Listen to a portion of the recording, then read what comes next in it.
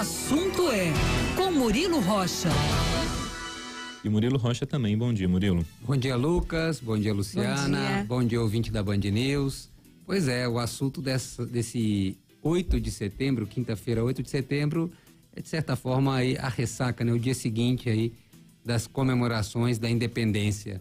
Que de comemorações da independência, dos 200 anos da independência do Brasil, cá entre nós teve pouco, né? O que a gente viu ontem foi um grande comício eleitoral do presidente da República, Jair Bolsonaro, com o patrocínio do dinheiro público, do seu dinheiro, do meu dinheiro, do nosso dinheiro, né? O presidente, de forma bem esperta, né?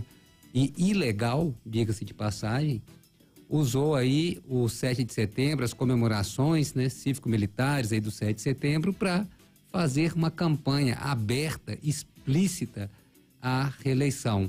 O que se viu em Brasília e no Rio de Janeiro, em Brasília na parte da manhã e no Rio de Janeiro na parte da tarde, foi 10% de comemoração da independência, de uma data super importante, do bicentenário da independência brasileira, dos 200 anos, ou seja, a gente viu 10% de comemoração da independência e de 90% de comício, de discurso eleitoral. E é engraçado porque o presidente não teve o menor, engraçado não, é trágico, o presidente não teve o menor pudor de fazer campanha, né? Ele não, né, nem pensou duas vezes, ele subiu no palanque, literalmente ali, para fazer discurso, né? Em Brasília ele teve aquela parte oficial, que ele acompanhou ali, né, da tribuna ali, os tanques passando, aquela coisa toda, show com helicópteros, os motoqueiros ali e tal, aquela coisa toda, mas depois subiu num carro de som na Praça Lotada para fazer discurso no 7 de setembro. Vamos falar, foi 2 eventos isolados, né? Tem que ter muita boa vontade para chegar nessa análise, né? Porque, logicamente, ele aproveitou de todo o aparato da ocasião da data para fazer o discurso que fez. Eu nem vou entrar no mérito não vou entrar na questão do mérito, do conteúdo dos discursos. Vernáculo, né? Exatamente, né? Só de você pensar, há 200 anos o lema era independência ou morte, né? 200 anos depois, ontem, né? O que se propaga no mundo inteiro aí é imbrochável, imbrochável, imbrochável, né? Foi o que foi, vamos dizer, a mensagem que se passou aí, foi o que ele disse ontem aí durante esse ato em Brasília. E mais tarde, no Rio de Janeiro, na parte da tarde, repetiu a dose, fez um pouquinho ali do evento oficial dos 200 anos da independência e depois aproveitou para deitar e rolar numa campanha eleitoral, né? E agora fica a pergunta, Lucas, Luciano, ouvinte, e a Justiça Eleitoral? E o Tribunal Superior Eleitoral? Vai comprar essa briga nesse momento? Com Jair Messias Bolsonaro, com o candidato Jair Bolsonaro à reeleição? Vai comprar essa briga com o presidente da República, uma relação que já está super esticada, tensionada? Vai comprar? Pensem se fosse outro candidato, hein? Se fosse o Ciro Gomes, se fosse a Simone Tebet, se fosse o Lula, se fosse outro candidato. Então pega um candidato ao governo. Vamos supor que Romeu Zema fizesse isso ontem aqui no evento lá da Afonso Pena. Aproveitasse aquele evento da Afonso Pena para fazer discurso, convocar a população e fazer discurso político. Com certeza a Justiça Eleitoral teria medidas rigorosas, né, sobre esse candidato. Com o presidente, eu duvido muito que vá ter alguma sanção mais grave à candidatura dele. Talvez receba uma multa ou outra, alguma punição administrativa, né, alguma questão financeira, mas foram atos graves e que com certeza não terão a resposta da Justiça Eleitoral na mesma altura. E não terão por quê? Porque, apesar de toda essa natureza, né, o Bolsonaro mostrou, e isso é inegável, que tem muita força popular. Levou muita gente às ruas, aqui em Belo Horizonte, no Rio de Janeiro, em Brasília, em São Paulo.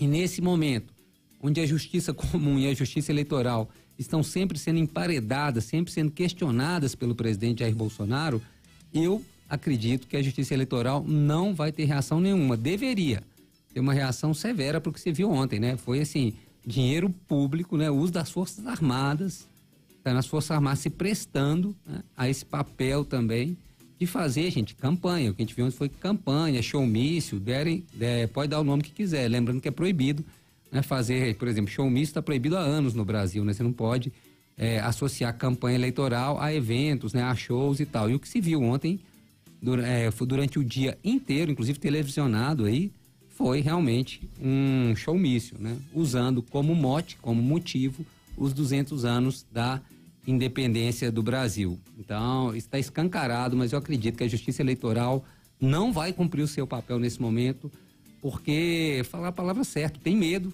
hoje, né? Ou então tem medo de fazer uma ação que não vai dar em nada, que vai ser desrespeitada, né? De perder sua moral ao aplicar uma punição e essa punição ser simplesmente descumprida pela campanha do presidente da República à reeleição. Então, a situação que a gente viu foi essa ontem.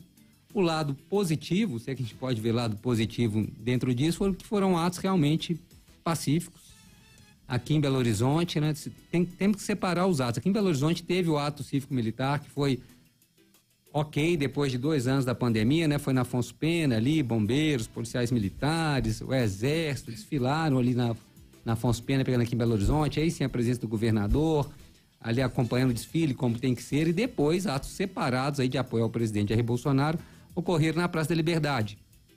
Atos, vamos dizer, aí eu queria dizer, foram atos pacíficos, como foram no Rio também, em São Paulo, em Brasília, atos tranquilos, apesar dos famosos cartazes, né, pedindo golpe militar, pedindo destituição dos ministros do STF, e aqui em Belo Horizonte teve esse tom também, muitos cartazes, muitas faixas, né, com esses dizeres em inglês, em português, né, em erros graves de português, então, são as marcas, inclusive, desses cartazes, além de umas mensagens estapafúrdias, são os erros, né, de português e de inglês, estão sempre presentes nessas faixas, né.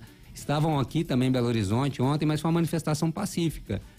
E lá em Brasília, por exemplo, no ato cívico-militar, também foi um destaque a ausência, né, do presidente da Câmara dos Deputados, Arthur Lira, da ausência do presidente do Senado, Rodrigo Pacheco, e do presidente também do TSE, o Alexandre Moraes, do STF, por exemplo, o Luiz Fux, que geralmente são presenças comuns ali no desfile, né, dos presidentes, do desfile militar, sempre estão ali ao lado do presidente. Dessa vez não estavam presentes, não quiseram participar desse espetáculo, como eu disse, que virou um espetáculo eleitoral, foi uma ausência sentida.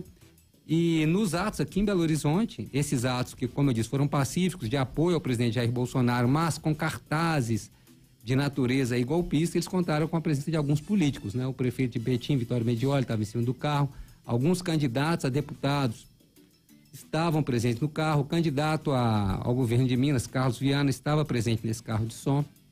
Eles estavam ali pelo presidente Jair Bolsonaro, logicamente em apoio ao presidente Jair Bolsonaro, mas, né, tem que se considerar também, estavam também dando voz, de certa forma, a esse tipo de...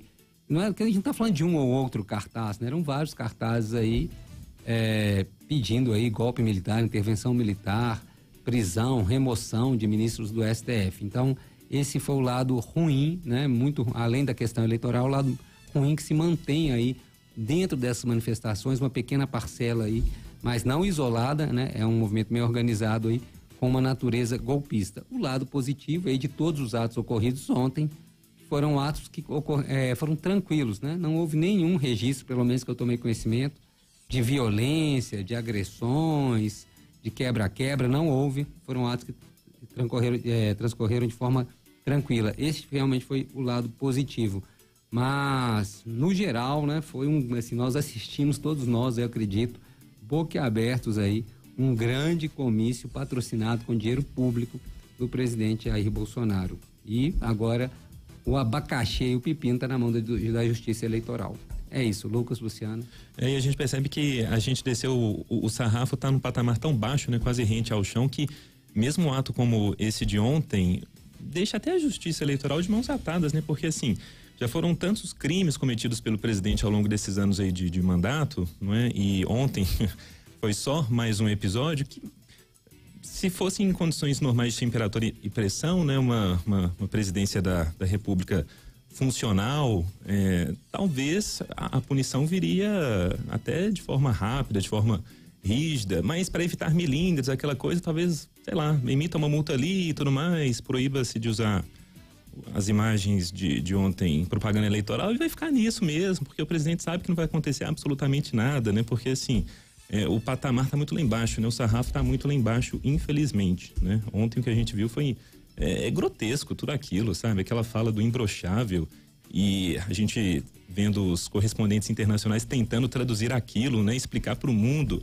que o presidente de um país de 215 milhões de habitantes disse nas comemorações do bicentenário da nossa independência, que na prática a comemoração nem aconteceu, né? Porque foi tudo um grande palanque, tudo montado ali para ser um evento eleitoreiro e da pior qualidade, né? Então, assim, falas machistas, essa comparação entre mulheres, né? Uma coisa que é típica do machista, né? Essa necessidade de comparar duas mulheres, né? Como se fossem comparáveis também, não é? Ferindo a dignidade de uma outra mulher.